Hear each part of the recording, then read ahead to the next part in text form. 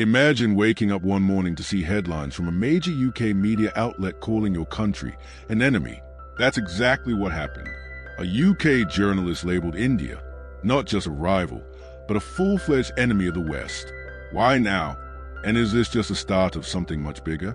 Let's dive in. The Telegraph published an article by Tom Sharp declaring India not a friend or neutral, but a threat. He cites India's deep ties with Russia, oil imports and defense cooperation, namely the commissioning of the INS Tamal and acquisition of BrahMos missiles. According to him, India's ongoing ties with Russia, especially oil imports and defense collaborations, are reason enough to consider India an adversary of the West. Let that sink in. A country like India, which has never published such extreme opinions about the UK or US despite its colonial past, is now being openly labeled as an enemy by a Western journalist. Calling India an enemy isn't just provocative, it's dangerous.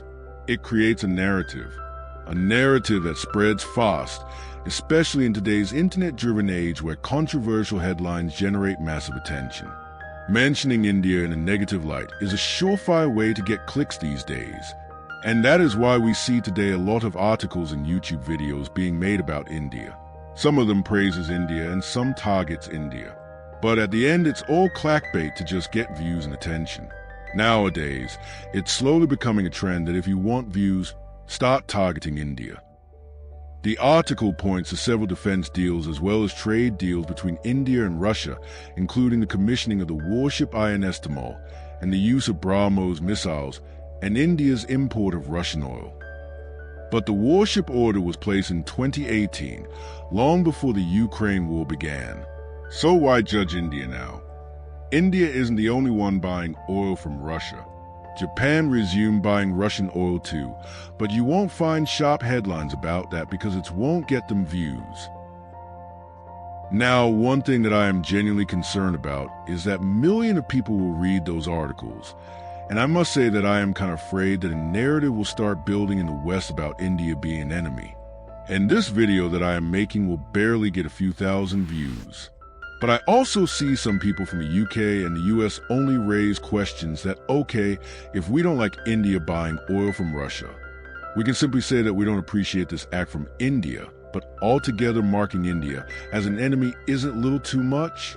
Because India regularly participates in G7 summits, refuses to align with China's Belt and Road Initiative, and is moving toward defense self-sufficiency. So calling such country an enemy is a little bit weird. In fact, the recent warship deal was the last one with Russia. India is now building its own ships and reducing dependency on other countries for defense equipment, and talking about the oil import of which they have shown a graph in the article. India can't buy oil from Iran due to US sanctions. Moreover, US is bombing Iran even though it's on a ceasefire for now. But nobody knows when does it start again and the Strait of Hormuz gets blocked.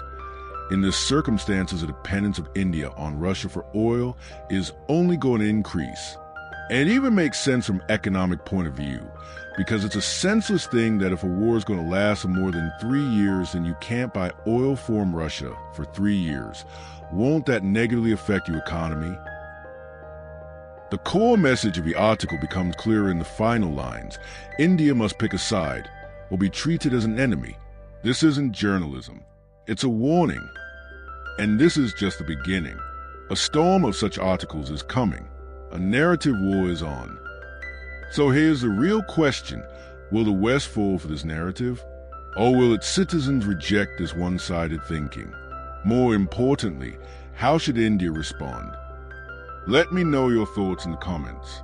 Do you think this article is just a one-off or part of a growing trend to isolate India?